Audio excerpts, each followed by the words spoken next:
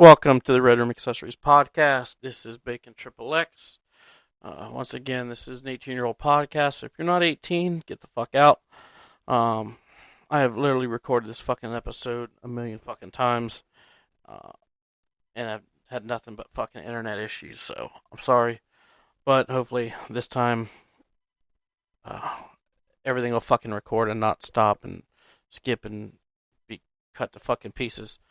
So this is episode 3. Like I said, I was gonna do the whole autobiography on myself, and just had so many fucking problems recording the damn thing. So we're just gonna to get into the second topic I was gonna talk about, and that's how Red Room Accessories got started, who we are, a history about us, and kind of where we're headed as a company. So, I keep plugging redroomaccessories.com. So I figured I'd at least tell you who the hell we are and how we got started and a little bit about us. And so here we go. Red Room Accessories, before the accessories was on it, it was Red Room. And this was 2014, 2015, that I had just gotten out of a relationship with baby mama, and was really exploring the kink and BDSM side. It was always really big into my life, but with the partners I had, never got the chance to explore it. So I was with somebody that was really into being submissive, and I was really into being dominant. So I really had somebody to help pursue that with. And the local porn store just didn't have the type of equipment or the quality of equipment I was looking for at the time. But they were nice enough to tell me about a store in Columbus, Ohio, called The Chamber, that was pretty much a BDSM store. So we took a day trip down there and was kind of blown away by the store. It was always called the best threesome in Columbus because the Chamber was a BDSM store. The garden was kind of your porn novelty lingerie store, and then the joint was kind of your smoke shop. So it was best threesome in Columbus. It was on High Street. Go figure. So kind of went in there, and that's kind of when I really started seeing the quality of toys that was out there, or the lack of quality of toys that were out there, from what I seen at the local porn stores and to what I seen at an actual BDSM store. Ended up buying a set of leather cuffs there that kind of got started. That was kind of that first piece of equipment in my collection, and I was looking at spreader bars and stuff, and they just weren't up to my standards. A little bit about me: I've been a welder fabricator for over 20 years, and one thing that we look at is how shit's built. A fabricator, don't matter what it's made out of, we can usually figure out how to build it. So it's one thing that we look into is how shit's built. So I was looking into how spreader bars were built, and was just not satisfied with the quality of work and craftsmanship that the price tag pursued. So started looking into building my own spreader bars and hog ties, and like I said, they were metal, and being a metal fabricator, it was just kind of up my alley. And started building some prototypes at work with some tubing, and kind of did that for a couple of years, until I discovered the Swingers Club up in Canton, Ohio, and started hanging out there. And like I said, at that point was just restraints that I was into. I'd never flogged anybody, didn't own a flogger, didn't own a crop, didn't own any of that. And I would, watch the people at the club flog others, and just kind of watching their techniques and different things they were doing with with different implements that they had, and I would ask questions sometimes. Sometimes they would answer, sometimes they were pretty much like fuck off. But on one particular instance, I was watching my now business partner flog somebody, and his flogger pretty much disintegrated all over the place. Screws went everywhere. Handle pretty much stayed in his hand. Falls went everywhere. It was just a fucking mess.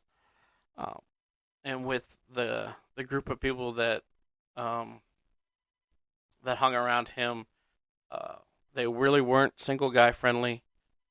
In this lifestyle, single guys have a very bad rap, and if you're a single guy getting into this lifestyle, be prepared to go through a lot of shit, because the singles before us have fucked up so much. That's why we pay double than what couples pay, and our fucking rules are like walking on fucking eggshells all the time. So, there's that. But he came up the stairs with this pile of pieces in his hands, and I made the gesture to him that I could make that better, and he never said a word to me, but kind of gave me that look like fuck off. So I was talking to his wife later on that night, and kind of telling her the same thing, and he, lo and behold, Ron walks up, and she says, "Hey, Bacon can, build us floggers and stuff," and he kind of gives me that look again, so I kind of dropped the subject, because you don't want to get a bad rap in a club for being pushy or whatnot. So they kind of contacted me a couple weeks later that they were going to Jamaica, and that they wanted some floggers. So now the lie that I had told that I could build floggers has now came to bite me in the ass. So off to YouTube I go to start learning how to build floggers, and I go to Lowe's, grab some PVC pipe and some PVC caps, go to Julian Fabrics and buy some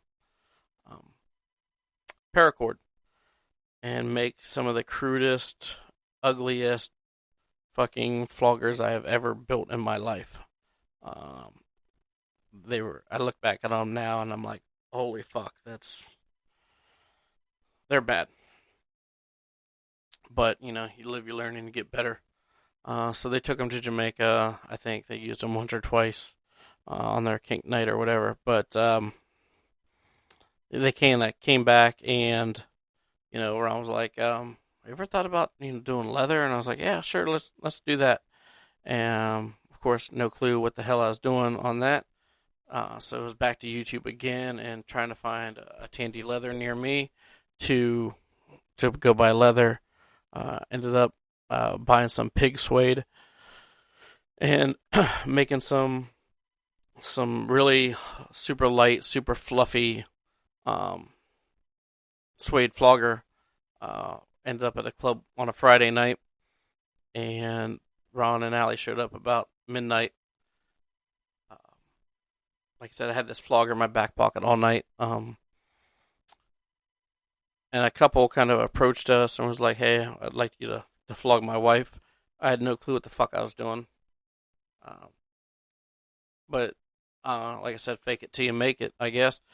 And she was happy with what I gave her, and her husband was pretty much like, "Yeah, she likes it, so I want it. I want to buy it right now." And kind of said, "Hey, like, it's not mine. I built it for him, and that's kind of his call." So he kind of elbowed me and said, "You know what? Build me a new one. And, sell that." I think I sold it for like $50 that night.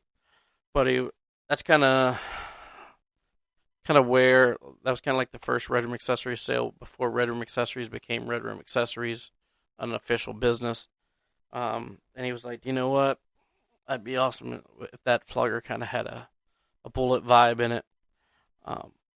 So I was like, "You know what? Yeah, that would be sweet." And that's where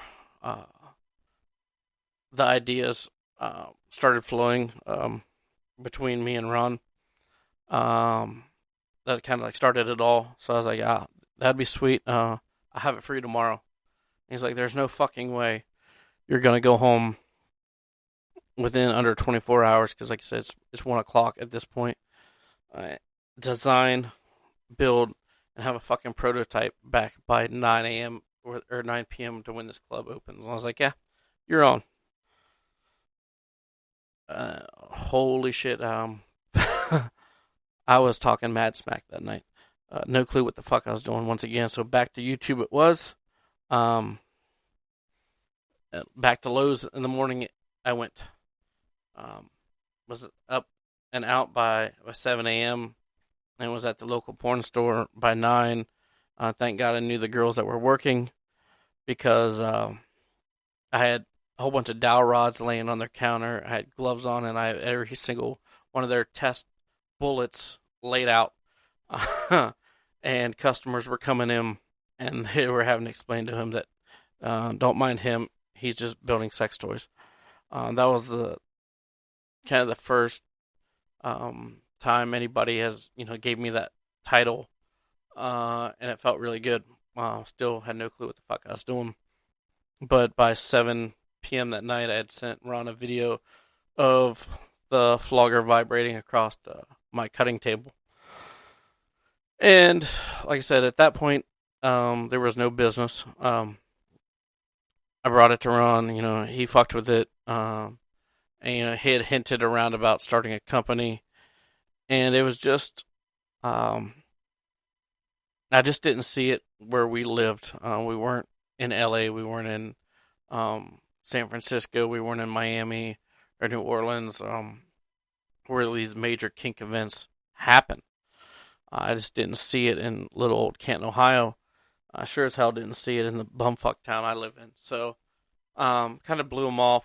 And he was very persistent every time I seen him that we need to start a company. And one night I was at the club, and he just handed me just a massive wad of cash. And I was like, what the hell is this? And he goes, those are pre-orders for the flogger that you built. People want them. And I was like, you gotta be fucking kidding me. He's like, nope, count it. And I was like, how much did you even fucking sell these things for? He's like, sold them for $200 a piece. I was like, fuck. Made me, question everything that I had thought about of people in this area not being into kink or especially that much to spend that kind of money on equipment. But I built them and really started to look into starting a business with Ron. But I was very hesitant because as a country boy, we were kind of raised to stay the fuck away from city guys that want to start businesses with you because that's all they want to do is the fucking pyramid scheme. Ron had reassured me that was not the case because we were going to start an LLP versus an LLC, so there was no pyramid. We were both at the top, and there was no president, vice president. We were both 50-50 partners, so that put a lot of my mind to ease of what was going on. And he matched me penny for penny. Within 24 hours, we met at a Swenson's and came up with a logo, and boom, Red Room Accessories was born. With the club that Ron worked at, we started doing their Freaky Fridays in Canton and Pittsburgh. And that's pretty much where we started getting our name out there. I had then contacted a store in Columbus that I first initially went to, the Chamber, and met with them. Me and Ron went down. They loved our products, and they were the first one to ever give us a spot in a brick and mortar store. So that's a big thing for us. We're still with them to this day. They still promote the shit out of us to this day. Anytime that somebody comes in and really wants something custom, they send them our way, which we're still extremely grateful. With the chamber, or it's now the garden now. We've kind of combined them. Excuse me. We never ship them anything. We never tell them what we're delivering. When they place an order, they'll say, "Hey, this is the dollar amount I want," and that's all the information we get. And they'll say, "Hey, we're low on floggers, or we're low on canes, we're low on paddles, something like that." But they never know exactly what they're getting. And when we go down there, we take over the amount that they required, and we let them go shopping. We lay everything out on the counter, and then there'll be one spot on their counter that's kind of like their shopping cart. They'll start pulling items from all across the counter and kind of putting it in their pile, and we'll start adding it up. And we let them shop that way. It's something that we just do for them because they were the first ones to ever give us a spot and a chance. So, like I said, we're extremely grateful for them. They've been with us going on 6 years. So, like I said, that's something special we do just for them. But moving on, so we're kind of doing shows in Canton and Pittsburgh, and then we started messing around with doing some shows in Columbus. Did Princeton once, and then did a small club called the Pineapple. It's under a different name now, but did their Fetish Friday a couple times. But like at this point, outside of Ohio and Pittsburgh, Redrum Accessories in this was a nobody. Nobody knew who the hell we were. We didn't have a website. We had a Facebook page, and that's about it. And so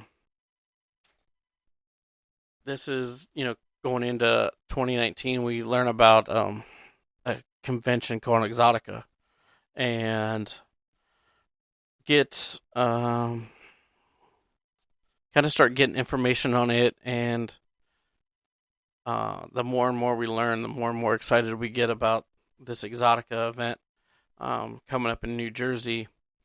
Like I said, we were still extremely new. We had no clue what the hell we were getting into. We've never done a mass event like this, so it was like a make it break it type of thing. We loaded everything up that we had, even in parts and pieces, because we were going to build shit in the parking lot, and headed to New Jersey for this Exotica event. And we get to New Jersey, and this convention center is just absolutely massive. Find our little spot by the dungeon, start setting up our booth, and get ready for the meet and greet. So at an Exotica event, it's the convention's open to the public Friday, Saturday, Sunday. And then on Thursday nights is your meet and greets, your vendors meet, the talent, and you kind of do some collaborations. If it happens, it happens. If not, there's a lot of drinking and partying and mingling going on. Meeting up with old friends, making new friends. But like I said, we were brand spanking new. Nobody knew who the fuck we were. So Ron, the social butterfly he is getting some drinks, and these two guys are beside of us getting drinks, and we kind of introduce ourselves, and they introduce themselves. Hey, we're Redrum Accessories, and they're like, hey, we're Motor Bunny, and we start, we keep becoming friends and chit chatting, and they're explaining what the hell a Motor Bunny is, and we're explaining to them, what we do and who we are, and, just BSing that entire night. And, we're swapping, we're coming up with ideas for them. They're coming up with ideas for us. And that friendship, they became mentors to us. So I always call them big brothers because that's pretty much what they have been ever since. But New Jersey was very slow for us because nobody knew who the fuck we were. We were slammed in the back with the dungeon. So we were back there with every other vendor that had cookie cutter bullshit, and we kind of got lost in it on Friday. Ron was trying to, he had taken a step back and was trying to grasp everything that was going on and kind of start building his on plan on how he wanted to execute everything. I had taken his place at being more of a social butterfly doing the demos, and it was really weird seeing that flop in on how Ron usually is and how Ron was and how I usually am and how I was. So Saturday rolls around, and I was like, man, we really gotta step it up. I think it's time to get weird. The costumes and stuff that people wear at Exotica can get pretty fucking crazy. I mean, you can't do nudity or anything like that, but you can get pretty damn close. And so I was like, you know what? Time to try to get people in our booth. And, Ron kind of agreed. And he's like, what are you thinking? And I was like, let's, I got, everybody calls me Bacon. So I got these bacon boxers. I'm just going to wear my cowboy boots and cowboy hat and kind of do my thing. He's like, that's sweet, but you're really not representing Red Room because you don't have a Red Room shirt or anything on. So we spray painted the logo on my chest.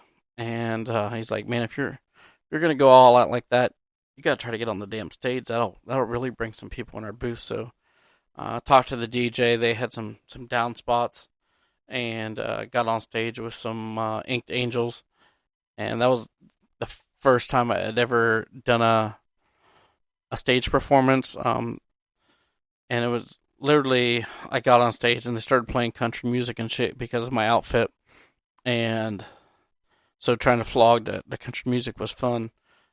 With this Inked Angel, it's all tatted up and shit, and this cowboy's flogging the shit out of her. But like I said, that's the first stage show Red Room Accessories ever did. They didn't even announce us. I just kind of got on stage and they started playing music, and Ron's fucking cheering and taking pictures and shit. But it brought people into our booth, and we started making a little noise at that point. Started making some noise in the after parties too, because we had caught some people's eye during the show, and ended up partying with Bad Dragon in the VIP booth. So ending 2019 Exotica New Jersey, we came in as nobodies. Definitely left making some noise. On that Sunday, Motor Bunny kind of came over and, told us to keep the bunny, because supposedly we had sold 7 bunnies during their show, and that they were going to just ship us another one. But they offered, they wanted to know if we would build their custom displays for AVN, that they were headed to AVN in January in Vegas, and they wanted some new custom displays and kind of liked what we did with all the custom work we did. So me and Ron walked over to our competitor's booth and did the deal with Motor Bunny in somebody else's booth, because our buddy that we took out with us had somebody on their Motor Bunny. And the guy's booth that we did the deal in, immediately after shaking Motor Bunny's hand, that he approached them and tried to get a bunny, and he was pretty shot down pretty quick. So we left, like I said, we left Jersey on a high. We had a very short amount of time between October and January to get with Motor Bunny, design and build, their displays for AVN, which they still use to this day. Some of the baddest displays that we've ever built.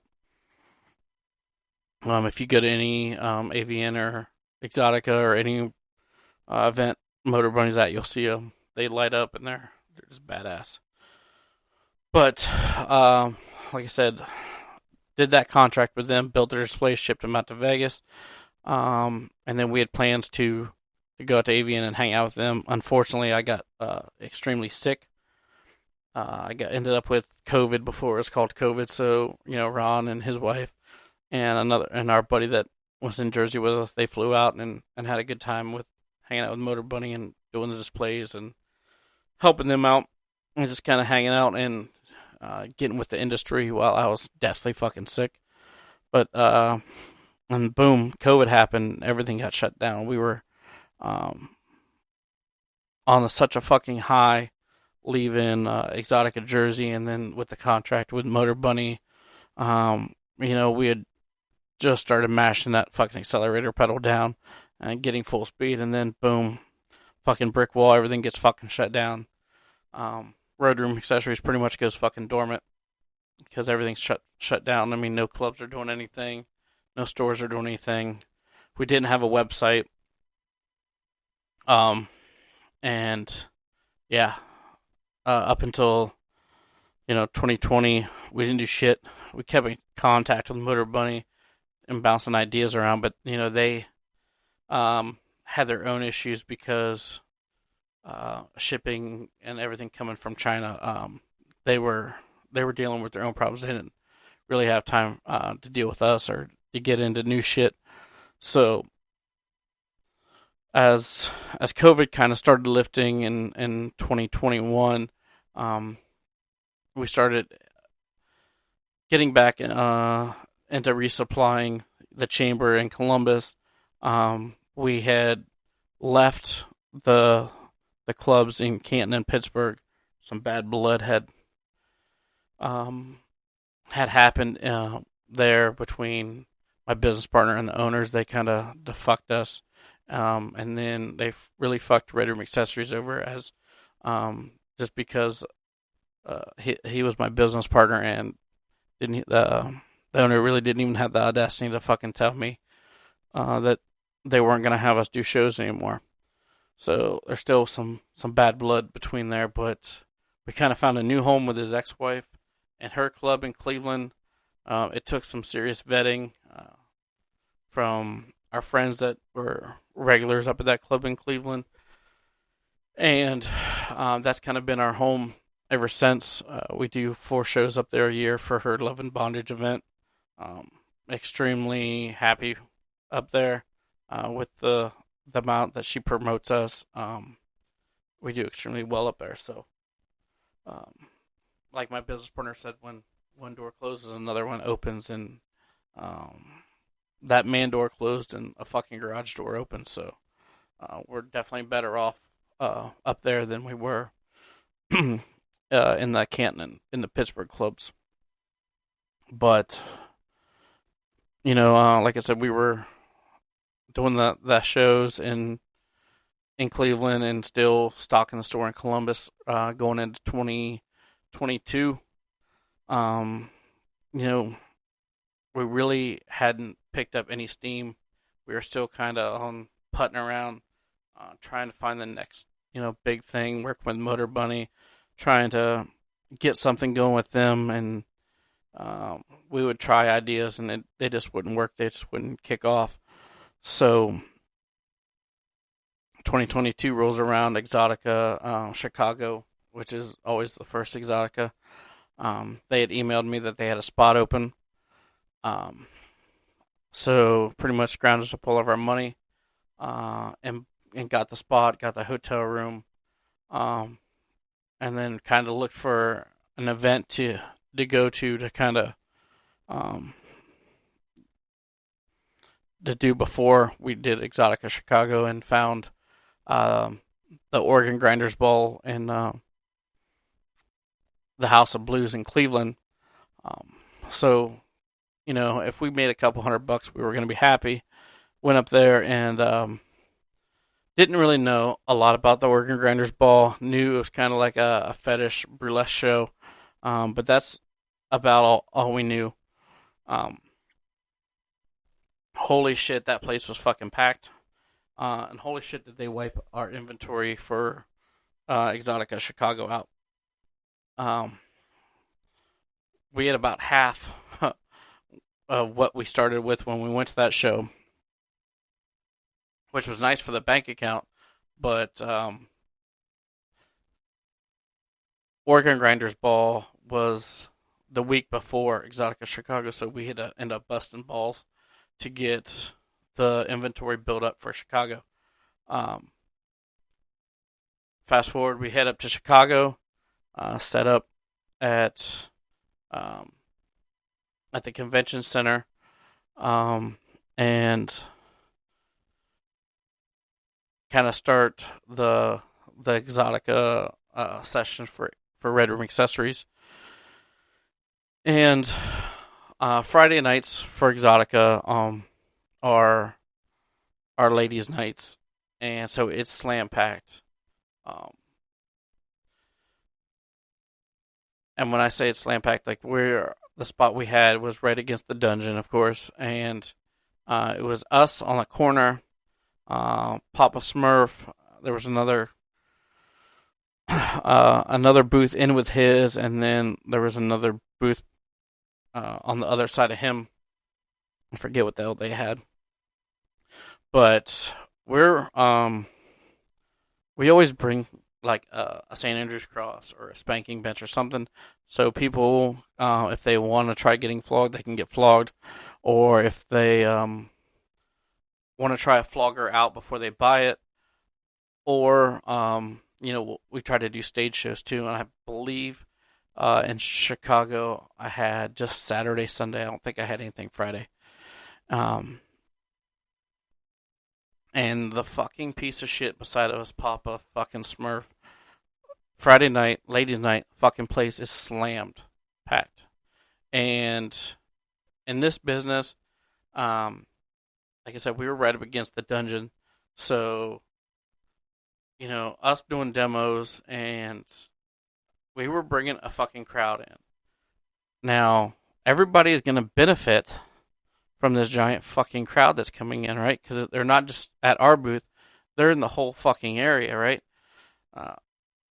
This fucking piece of shit goes to Exotica and starts bawling his eyes out that our crowd is blocking the entrance to his fucking booth. Are you fucking kidding me? Like, we brought thousands of fucking people down this little ass narrow fucking hallway, and you're gonna bitch that we brought customers to you? So I'm giving a fucking demo.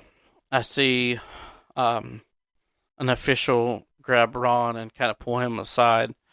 Thank God they pulled Ron aside and not me, because he's way fucking nicer. I always have to, work on my anger and attitude. Ron's always a fucking cool cucumber. So Ron comes to, hey, we have to move the spanking bench. And the picking piece of shit goes as far as having one of his fucking cronies stand on the edge of our booth, like the line where our booth meets his booth, because they literally were trying to get me to hit him on like a backswing or whatever when I was flogging somebody. Like, motherfucker, I've been doing this for years. At this point, I'm not gonna fucking hit you. Like, they were literally just trying to get us in trouble. So Friday night ends, and Ron, being the damn good business partner he is, it was like, listen, we'll just rearrange the booth tomorrow. No big deal. And I'm like, all right, whatever. So we go grab some rest. Back at it next morning. Ron wakes up. He's like, fuck this. We're not rearranging the booth. We're fucking moving. I'm like, all right, whatever you say, homie. So we go, as soon as we can get into the event, go and find Alex, which she controls everything on the floor. If you want to make Alex happy and your best friend, give her coffee. But before we could even get to Alex, Papa fucking asshole was already over there crying and bawling to her. There's a picture floating around somewhere of me and Ron taking a selfie, and Papa Smurf's in the background bitching about us to Alex. So we're kind of pointing and laughing at him in the little fucking selfie. But we get to Alex, and we throw our side up, and that we want to move, and Ron has the spot, and so Alex pulls the fucking strings that she can pull and gets us moved. So as Exotica is opening up, they're still running our electric and everything, and we're moving booths, and and everything like that. What it, Ron, the booth that Ron found was not only in the fucking most primo location you could have, because it was literally stage, VIP area, bar, us on the main fucking drag through Exotica. That took our fucking sales through the fucking roof. We weren't near the dungeon anymore. We didn't have to put up with Pop, a fucking piece of shit over there. And yeah, we were always in the fucking mix of everything. So we ended up in a double carpeted fucking booth. So thanks Papa, piece of shit, for calling in and fucking complaining about us, because you didn't fucking hurt us. You elevated us. So thanks. But did some stage shows in Chicago. Our friends and really started to get that going, and they loved the design. So it's kind of where the Dungeon Master Forced Orgasm belt birthed at. So we wrap up Chicago, Exotica, come home, and are just on a massive high, and decide, you know what, we're going to do all of the Exoticas. So I believe we had another Love and Bondage event. I just started really prepping for Miami. Ron had a vacation home at the time down in Florida, so he went down a couple weeks early for Miami, the vacation down there with the family, and then I ended up flying down. So we get to Miami, hot as fucking balls, but set up, and Miami's setup's a little different. We were kind of in this back room, away from Exotica. Like the main part of Exotica, the dungeon and everything was kind of back there. So, like I said, we were kind of away from everything, but we still made enough noise to pack that fucking place. And Exotica told us, like, if you're only gonna do a couple shows, we'd rather have you do Chicago and DC and New Jersey, and not do Miami. Miami's not really BDSM heavy. We're like, no, I think we're going to do them all. Thank God we did, because Friday night, ladies' night, we ended up almost running out of product. They literally almost bought us completely fucking out. We were trying to find a Tandy leather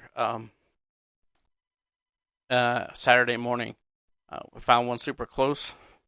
Only bad thing is that has now shut down, so this year is going to be a little different.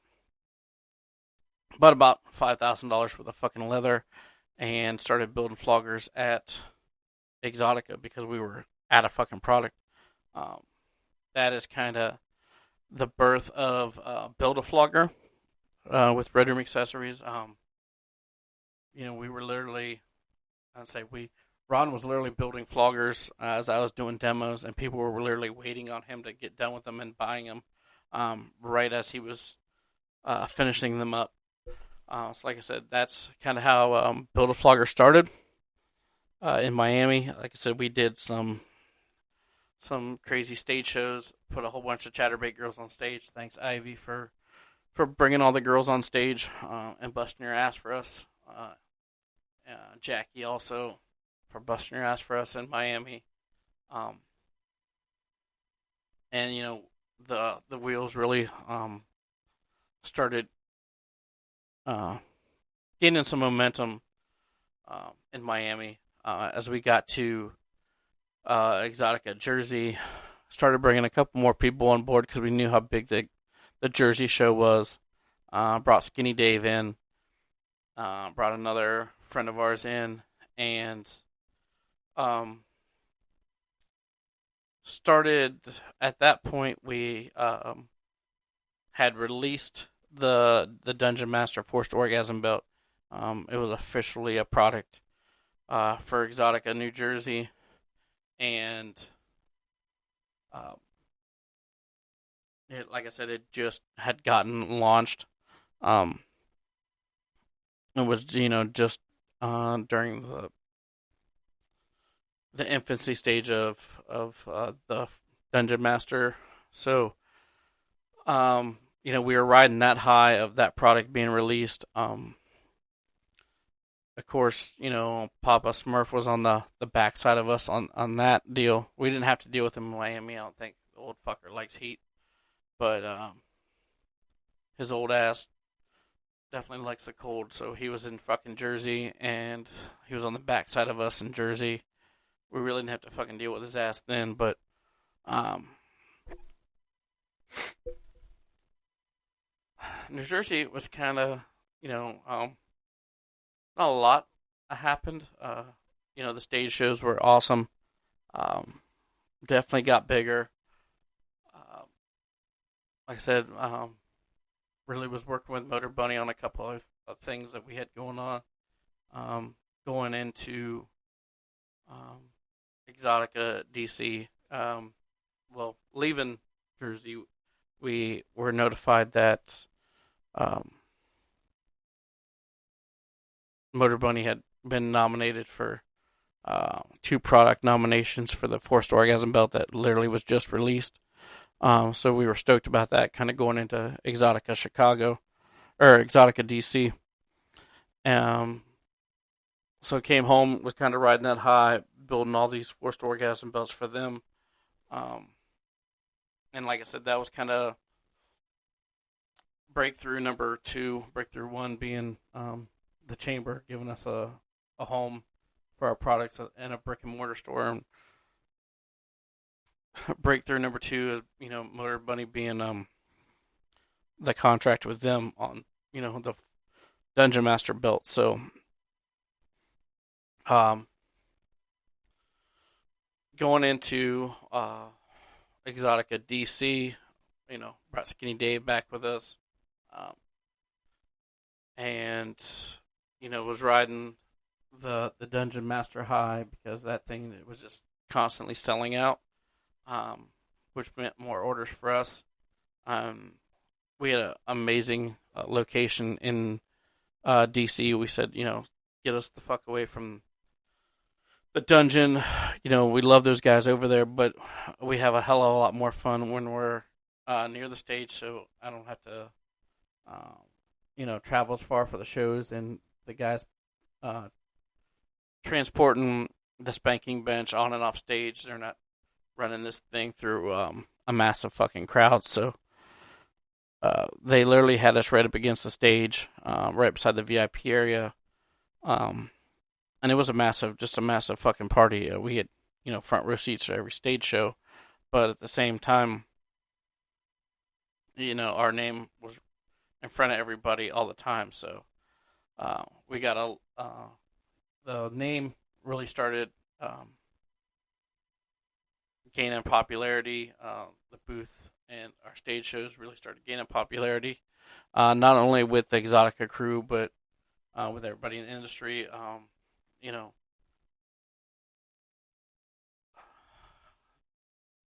It started taking off really fast at this point. We were, a year prior, we were pretty much, pretty much dormant because of um, just coming out of the COVID shit, and just getting back, and then boom, 22 hits, and all these Exoticas start taking off, and Red Room's right back into building that momentum up, and like I said, the stage shows had grown in popularity. Exotica loved what we were doing on stage. Ivy was pretty much clearing house in the Chatterbait booth, bringing as many girls as she could on stage for us, and that's a big thing, because those girls are taking time out of their day to stop camming, stop making money, to get on stage. 99% of the time, their names never got called because one, I never knew who was going to be on stage. Ivy would just say, "Hey, if you want to get flogged on stage, be at the stage at this time." So we never knew who was going to show up. And um, Ivy had busted her ass for us in Miami and Jersey. So when we got to DC, we kind of wanted to do something for her, but she had kind of been hinting around about wanting her own stage show. So our Sunday stage shows were super fucking laid back, and we kind of let her do what she wanted. On Sunday, we had done it in Miami. We had brought Dungeon in a Bag on, and kind of showcased his Dungeon in a Bag product with Ivy. You can actually find that on Pornhub. It's actually a pretty sweet video. Ivy actually pops out of a bag and gets tied up and flips upside down and flogged, and it's a pretty sweet video. But Ivy had kind of hinted around that she wanted to do some self tying and a Lyra act. I had no clue what Lyra was, so kind of had to learn all that shit, and really worked with her on rigging, on how she wanted her Lyra rigged, all the heights and everything like that. And we kind of just won that fucking show. I mean, we had, everything was set to her as far as, all that, as far as safety wise and everything like that. That was never rushed or anything like that. But as far as what we were going to do, yeah, that whole show was thrown together. And it sucks, being the first act out, because people are just getting into the venue, and where the stage usually is and where they enter is on opposite sides. So being the first act out, you're really not going to get a packed house. But there had been a lot of talk about the show and Ivy doing her Lyra, and it was that place was slammed, and I was super surprised that many people got to the stage that quick, because like I said, we only have so much time. You're the first fucking act out, so it is what it is sometimes. This year in Chicago, we end up closing every single show Friday, Saturday, and Sunday, so that's going to be a little bit better. You get to end all the shows, so you can go over as long as you want, in a sense, and really have fun with it, and really kind of send people home on a really fucking happy note and a good note. But yeah, DC was an absolute fucking blast. Ivy got to do her Lyra and self tying, and I kind of flogged her in between. It was a really fucking good time. With that and the Motor Bunny nominations, we kind of wrapped up 2022 on a super high fucking note. And I got the invite to head out to Vegas to AVN once again with them, and so all four of us head on a plane and get to Vegas, and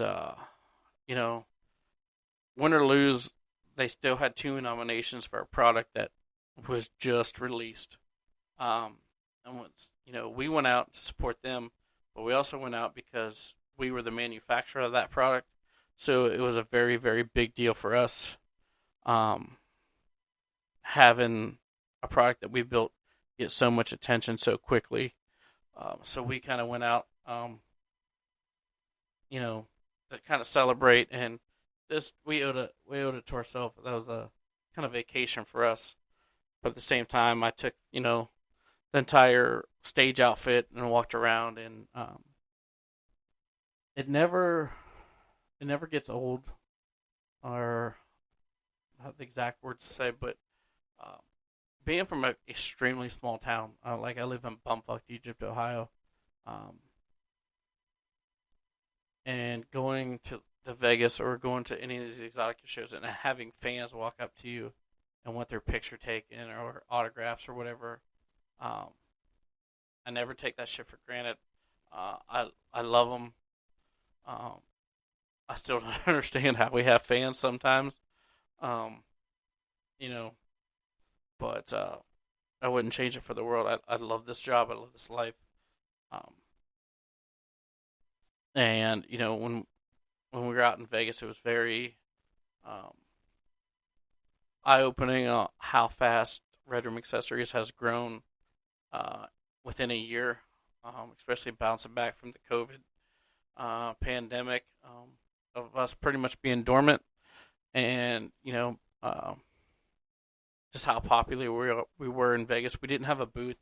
Like I said, we went out there just to hang out and support our boys. Um,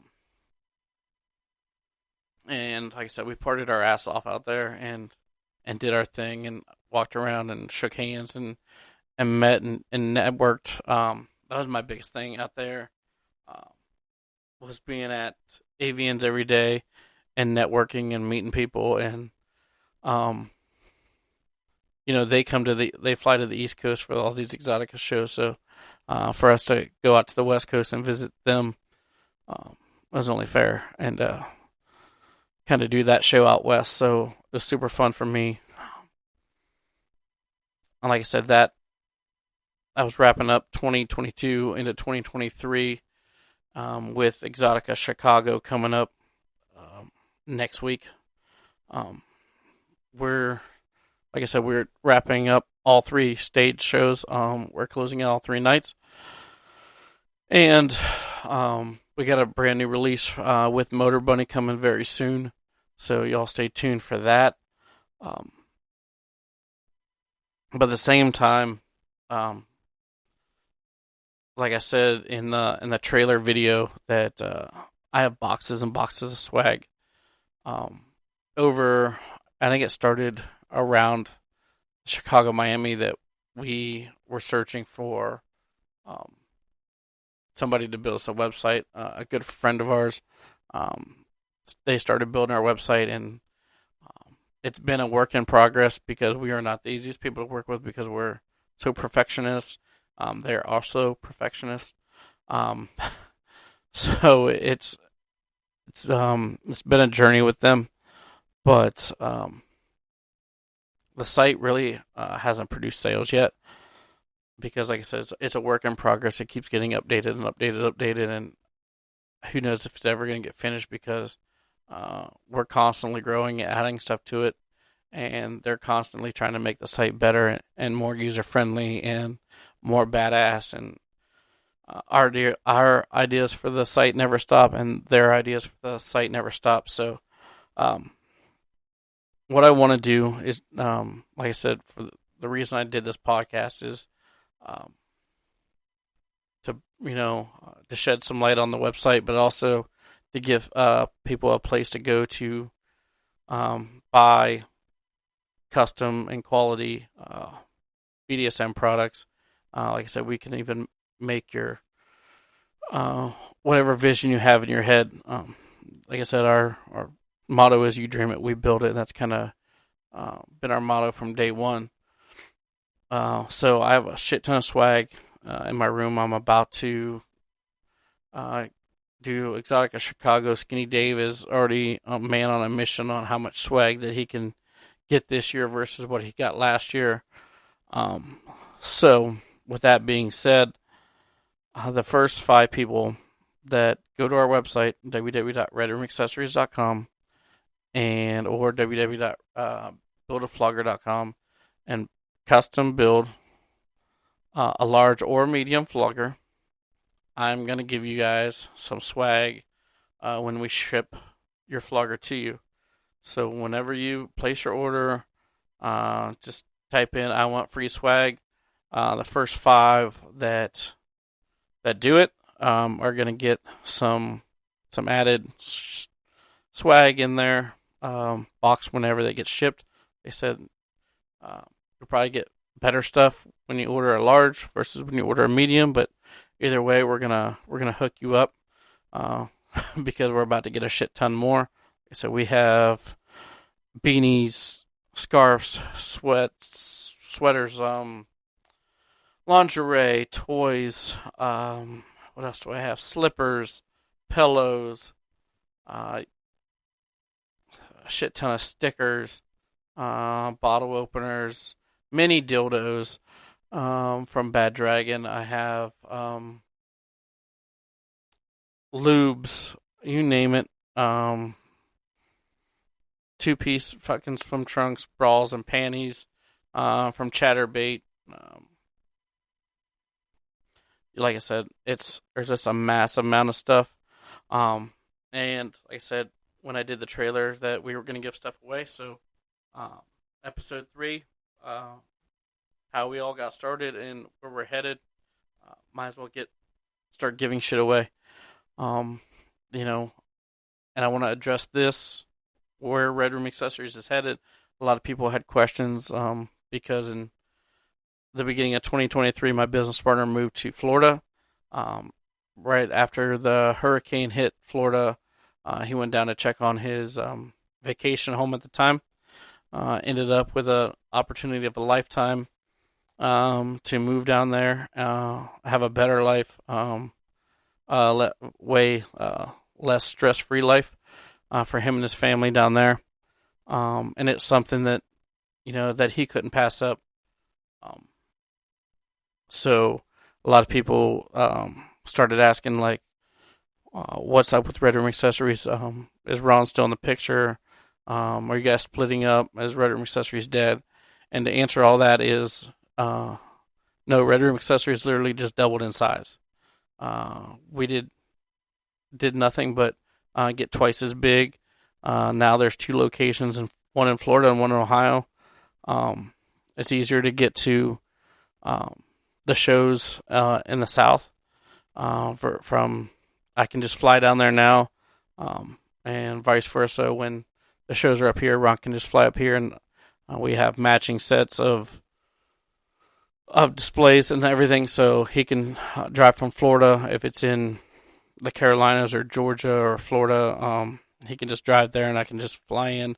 And if it's in Chicago and up north here, I can drive there and he can just fly in. So it makes life a lot easier, and we can get to more events, especially if an event happens on the same weekend down there. If it does up here, that we can be in 2 places at once and kill 2 birds with 1 stone and keep growing this business. So no, Red Room Accessories is not, not getting. Red Room Accessories is getting bigger day by day.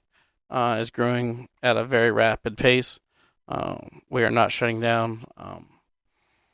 We are going to take this industry by storm with what we're about to release. We have a lot of new stuff coming out in 2023. Another release from Motor Bunny that's going to come out soon. A lot of new different product lines that we're working on right now. Some will be released at Exotica Chicago. Others will be released throughout the year. And Red Room Accessories is going to be a household name in this community, if it's not already. The stage shows are only going to get bigger and better. I've already talked to Exotica when we were in Vegas. There really isn't a limit they put on how crazy the stage shows can go. They have never really said that's far enough. So be prepared. They're going to get crazy. The Saturday stage show in Chicago is going to get nuts.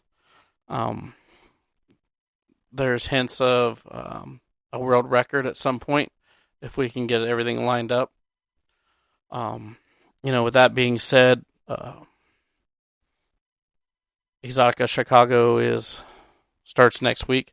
I'm going to try to keep these at a weekly intervals. Sorry for the delay, just with everything going on around here and the massive amount of shows. And I've literally tried to record my autobiography at least 6 times, and it kept getting cut out, and I wasn't piecing shit back together. So I was like, you know what? I'll just get on here for an hour, and let everybody know the podcast that they listen to, who we are, what we're about, kind of where we came from, how we started, and all that. And we'll start something different with episode 4. I'll probably go more in depth with Exotica, or like I said, drop some comments on what you guys want to hear about. I know we have to do the sub 101. That's still coming up. I'm trying to get Ivy on here, either at Chicago or before or after, so she can talk about rope 101 from a top and bottom perspective, and a rigging perspective. She does it all.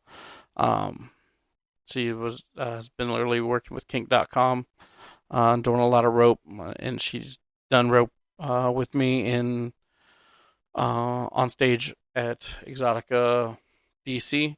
So she's very, very good, very knowledgeable on rope. Definitely want to have her on. So one, I can learn more, and two, you guys can also learn more. With that being said, I'm getting off here. It's 11:30 at night. 4:30 a.m. comes early, but get on www.redringaccessories.com. Put those orders in. Make sure you say, "Hey, I want some free swag." First 5 people are going to get hooked up. Or www.buildaflogger.com. Same thing. Build a custom large or medium. Get fucking free swag. And I'll see you guys hopefully at Exotica. Come to our booth. We're right near the stage in the beer garden. Can't miss us. But come say hi. Like I said, that's going to be it for tonight. Like I always say, stay kinky. Love you guys.